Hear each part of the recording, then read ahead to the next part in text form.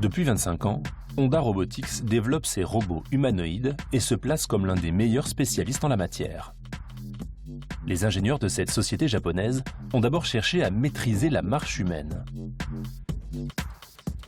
Ainsi, les premiers robots n'étaient qu'un torse carré posé sur une simple paire de jambes articulées. C'est alors qu'ont été ajoutés des bras et un véritable corps. Le 31 octobre 2000, le premier Asimo était né. Depuis 11 ans, on ne cesse d'améliorer et d'accroître ses facultés pour mieux nous servir. Hello, nice to meet you.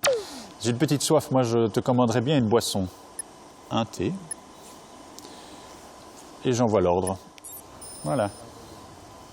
I'm going to the bar. En fait, je viens de lui commander une boisson au travers de mon PDA. Il a reçu l'instruction et se dirige maintenant vers le bar de manière tout à fait autonome et va rechercher le barman.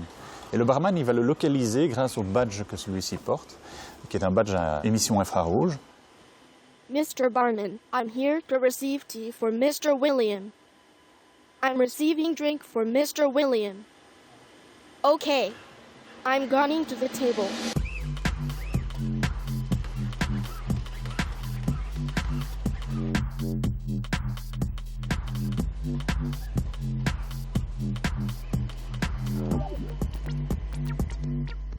I came for delivery. Merci Asimo.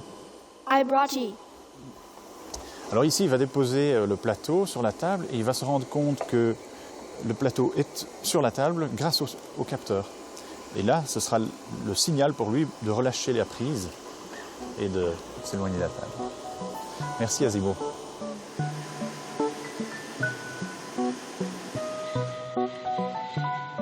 Asimo peut éviter des personnes sur son chemin, pousser un chariot, servir un verre, monter ou descendre les escaliers et même courir.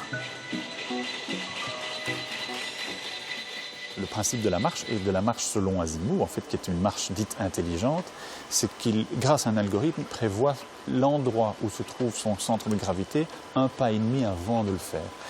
Et donc, c'est se mettre, comme nous d'ailleurs, de manière permanente en déséquilibre pour marcher.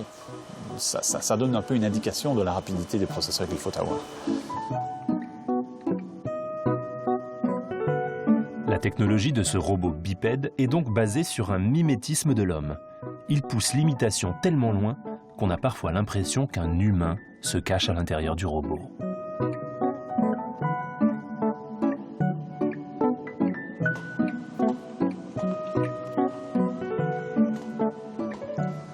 Et alors je dirais, ce qu'il y a en plus ici, c'est qu'il y a un contact vraiment physique là, avec le robot et il y a autre chose qui commence à passer. Hein. C'est déjà plus une machine là. Il réagit, on interagit, il y a quelque chose, c'est peut-être un peu typiquement humain, hein. On sait que c'est une machine, mais ça nous ressemble et c'est peut-être tout à fait normal de transférer un peu des sentiments humains auprès d'une machine qui nous ressemble. Merci Asimo.